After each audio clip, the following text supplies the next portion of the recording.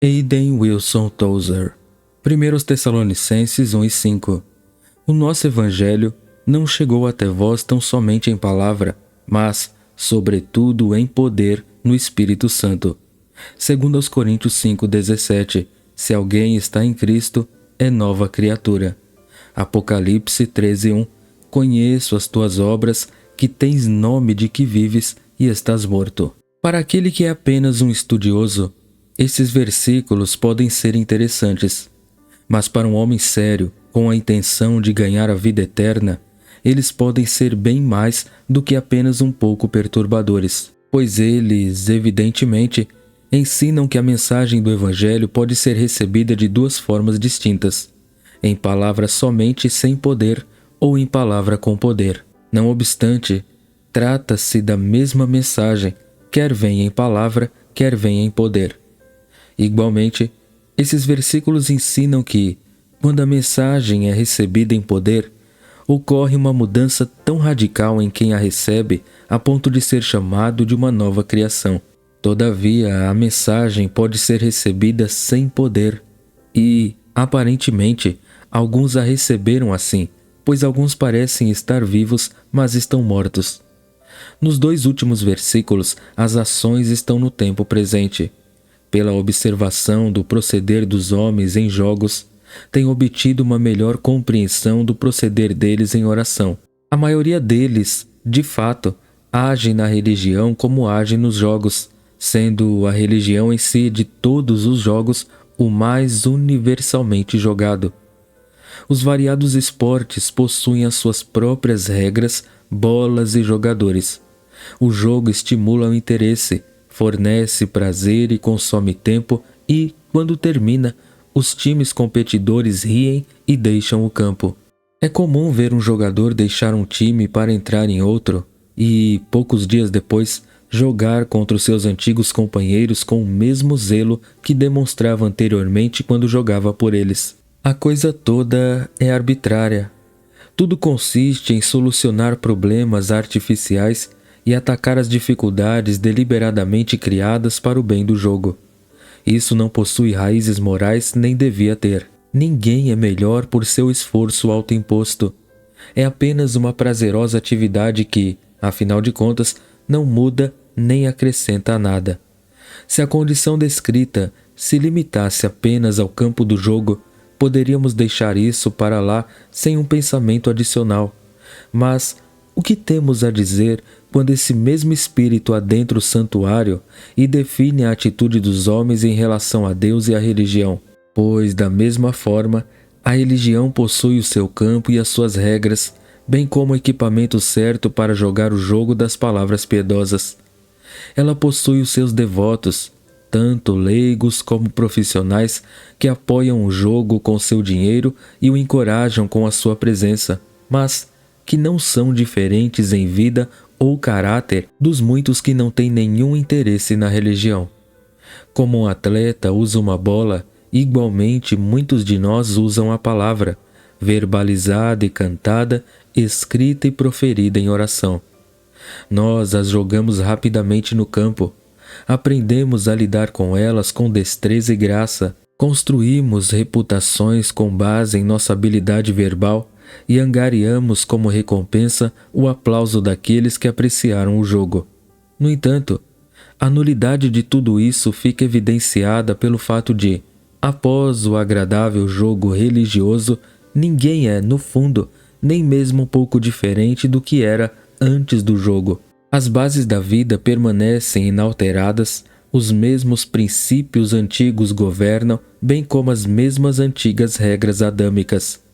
Eu não estou dizendo que a religião sem poder não faz qualquer diferença na vida de uma pessoa, apenas que não faz nenhuma diferença fundamental. A água líquida pode se transformar em vapor e ainda ter fundamentalmente a mesma composição. Assim também a religião sem poder é capaz de levar um homem a muitas mudanças superficiais, mas deixá-lo exatamente como ele era antes. É aí que reside a cilada. As mudanças ocorrem apenas na forma, não no conteúdo. Por trás das atividades de um homem sem religião e de um homem que recebeu o Evangelho sem poder, residem os mesmos motivos. Um ego ímpio jaz no âmago de ambas as vidas. A diferença é que o homem religioso aprendeu a disfarçar melhor o seu vício. Seus pecados são reinados e menos ofensivos que antes de ele adotar uma religião.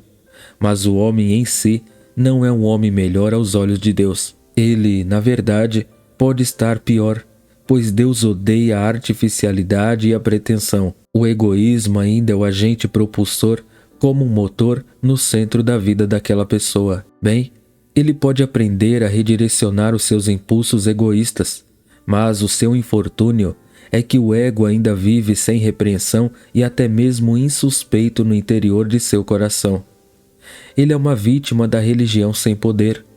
O ser humano que recebeu a palavra sem poder aparou a sua sebe, mas ainda é uma aresta espinhosa que nunca será capaz de produzir os frutos de uma nova vida. Não obstante, essa pessoa pode vir a ser um líder na igreja, e sua influência e seu voto muito podem na determinação do que a religião deve ser em sua geração.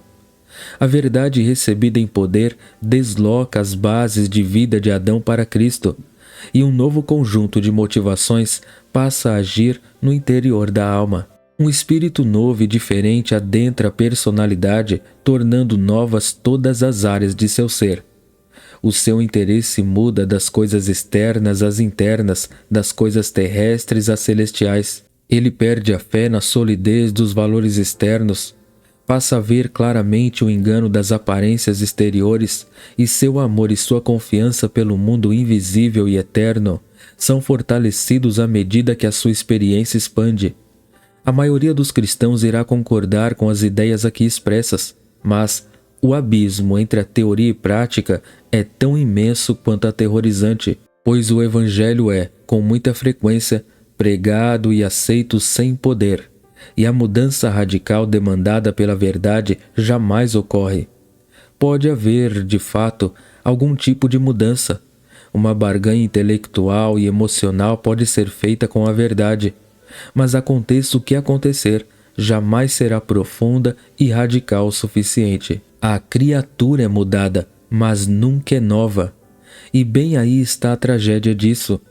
O Evangelho preocupa-se com uma nova vida, com um nascimento que leve a um novo nível de ser, e, até que tal renascimento seja efetivado, não terá completado uma obra salvadora na alma.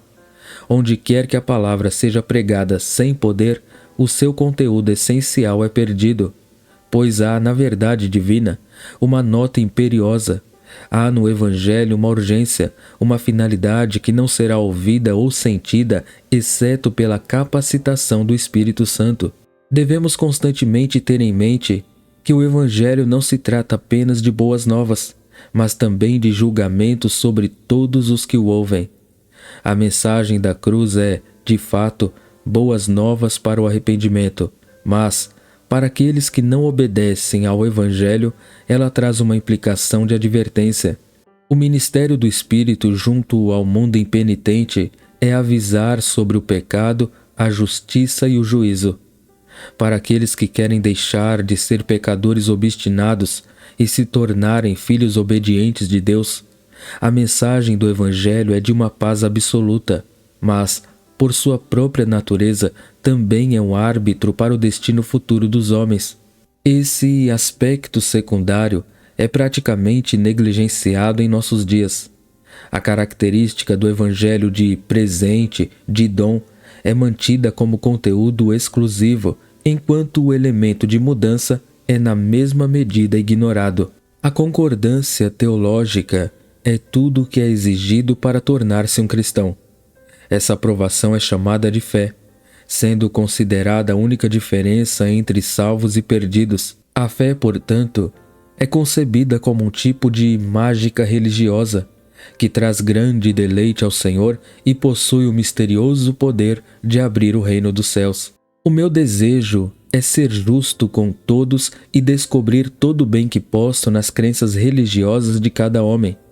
Mas os efeitos nocivos desse credo do tipo fé como mágica são maiores do que possa ser imaginado por qualquer um que não tenha ficado frente a frente com eles. Hoje em dia, diz-se fervorosamente a grandes audiências que a única qualificação essencial para o céu é ser um homem mau, e que o impedimento certo para o favor de Deus é ser bom. A própria palavra justiça é falada apenas em tom de frio escárnio, e o homem moral é visto com um sentimento de pena. Esses professores dizem: um cristão não é moralmente melhor que um pecador. A diferença é que o primeiro aceitou Jesus e assim ele possui um Salvador. Espero que não soe estranho perguntar: um Salvador do quê? Se não for do pecado, da má conduta e da velha e decaída vida, então do quê? E se a resposta for das consequências dos pecados passados e do julgamento que há de vir, ainda não ficamos satisfeitos. A justificação das ofensas passadas é tudo que distingue um cristão de um pecador. Pode um homem tornar-se um crente em Cristo e não ser melhor do que ele era antes? Tudo que o Evangelho oferece é um advogado habilidoso para livrar os pecadores culpados no dia do julgamento. Creio que a verdade da questão não é tão profunda nem é difícil de descobrir. A autojustificação obsta ao favor de Deus porque faz com que o pecador retorne aos seus próprios méritos, alijando-o da imputada justiça de Cristo. E ser um pecador confesso e conscientemente perdido é necessário para se receber a salvação por meio de nosso Senhor Jesus Cristo. Isso nós alegremente admitimos e constantemente declaramos. Mas aqui está a verdade que tem sido negligenciada nos dias atuais. Um pecador não pode entrar no reino de Deus. As passagens bíblicas que declaram isso são tantas e tão familiares que não há necessidade de repeti-las aqui, mas o cético pode verificá-las em Gálatas 5, 19 a 21 e Apocalipse capítulo 21, versículo 8. Como então um homem pode ser salvo?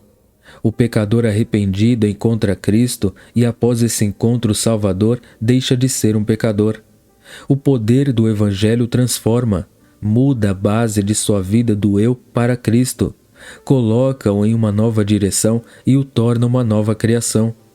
A condição moral do arrependido, quando ele vem a Cristo, não afeta o resultado, pois a obra de Cristo limpa tanto o seu bem como o seu mal, tornando-o um outro homem.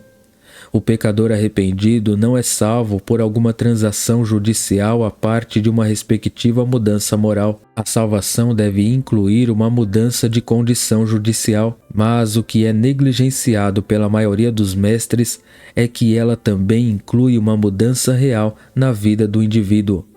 E com isso queremos dizer mais do que uma mudança superficial, mas uma transformação tão profunda que atinge as raízes do viver humano.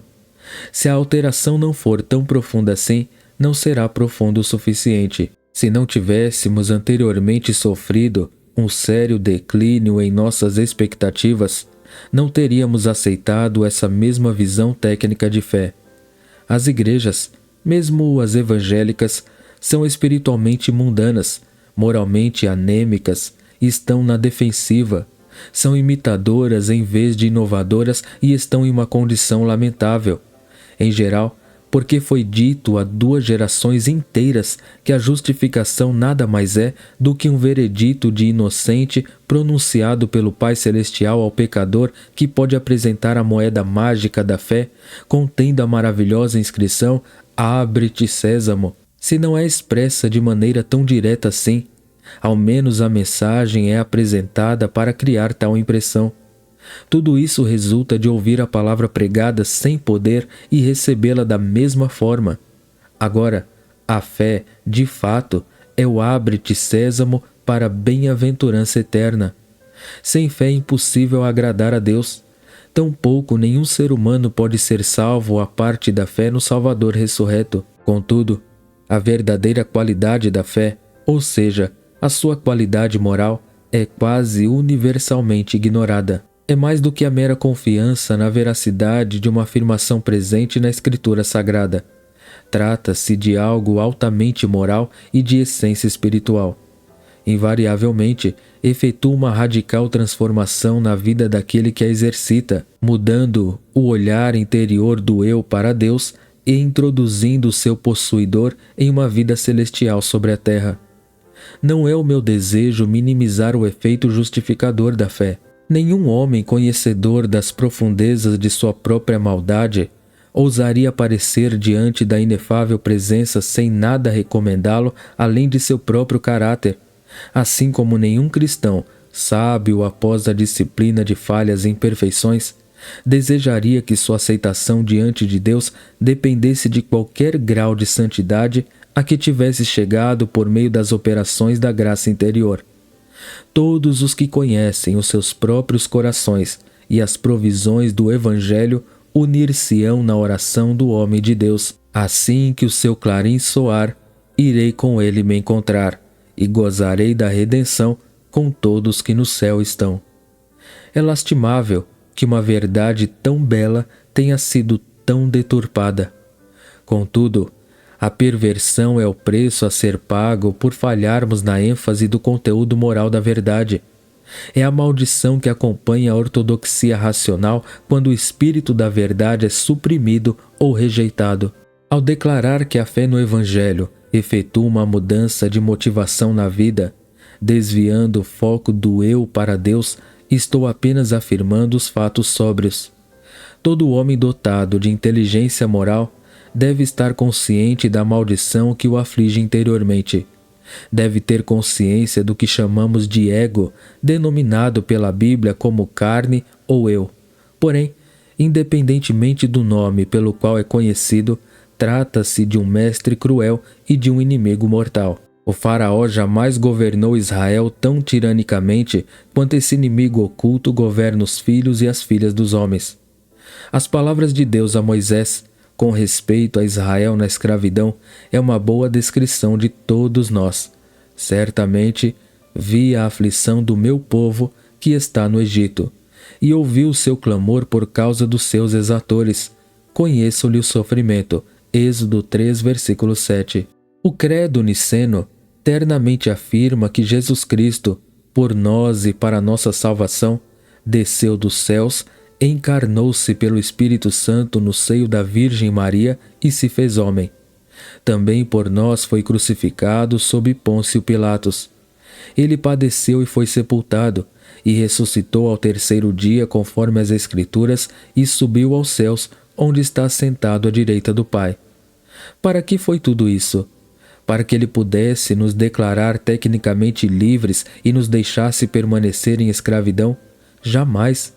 Deus disse a Moisés: por isso, desci a fim de livrá-lo da mão dos egípcios e para fazê-lo subir daquela terra a uma terra boa e ampla, terra que mana leite e mel.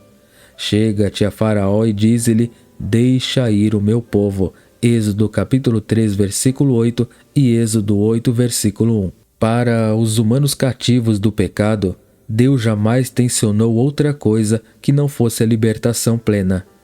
A mensagem cristã corretamente compreendida é essa: o Deus que pela palavra do Evangelho proclama os homens livres, pelo poder do Evangelho os torna realmente livres. Aceitar menos que isso é conhecer o Evangelho apenas em palavra, sem o seu poder. Aqueles a quem a palavra vem em poder conhecem essa libertação, essa migração interior da alma da escravidão para a liberdade, esse livramento da posição moral, uma verdadeira travessia, e eles conscientemente pisam em um outro solo, sob um outro céu e respiram um outro ar. As motivações de sua vida são mudadas e seus impulsos interiores são feitos novos. O que são esses velhos impulsos que outrora forçavam obediência na ponta de um chicote? Quem são esses pequenos capatazes, servos do grande capataz, o eu, que perfilam diante dele e fazem a sua vontade? Bem, mencioná-los todos demandaria um livro à parte, mas apontaria um como um tipo ou exemplo dos demais. É o desejo por aprovação social. Esse desejo não é ruim em si mesmo e poderia ser perfeitamente inocentado se vivêssemos em um mundo sem pecado. Mas pelo fato de a raça humana ter caído diante de Deus e se unido aos seus inimigos, ser um amigo do mundo é ser um colaborador do mal e inimigo de Deus. Assim, o desejo de agradar os homens está por trás de todos os atos sociais. abrangendo desde as civilizações mais elevadas às menos desenvolvidas em que a vida humana é encontrada. Ninguém está imune a ele. O fora da lei que quebra as regras da sociedade e o filósofo que se eleva em pensamento sobre os não filósofos podem parecer ter escapado da armadilha, mas, na realidade, eles simplesmente estreitaram o círculo daqueles que desejam agradar. O fora da lei tem os seus comparsas diante dos quais ele busca brilhar. O filósofo tem o seu pequeno e seleto círculo de pensadores superiores cuja aprovação é necessária à sua felicidade. Para ambos, a raiz motivadora permanece intocada. Cada um extrai a sua paz do pensamento de que desfruta da estima de seus companheiros, embora cada qual irá interpretar toda a situação à sua própria maneira. Todo ser humano olha para os seus semelhantes porque não tem ninguém mais a quem possa olhar. Asaf pôde dizer: quem mais tenho eu no céu? Não há outra em que eu me compraza na terra. Salmo 73, verso 25. Contudo, os filhos deste mundo não têm Deus, somente uns aos outros, e caminham abraçados uns com os outros, olhando uns para os outros em busca de afirmação como crianças amedrontadas. A esperança deles, no entanto, irá desapontá-los, pois são como um grupo de homens no qual ninguém sabe pilotar um avião, mas que de repente descobre estar nas alturas sem piloto, cada qual contando com o outro para fazê-lo aterrissar em segurança. A desesperada, porém equivocada, confiança do grupo não pode salvá-lo da colisão que certamente o aguarda. Com esse desejo de agradar o semelhante tão profundamente arraigado em nosso íntimo, como podemos extrair suas raízes e mudar o impulso de agradar aos homens para agradar a Deus? Bem, ninguém é capaz de fazer isso sozinho nem com o auxílio de outros, não por instrução, treinamento ou qualquer outro método conhecido debaixo do sol. Para isso, é necessária uma mudança de natureza.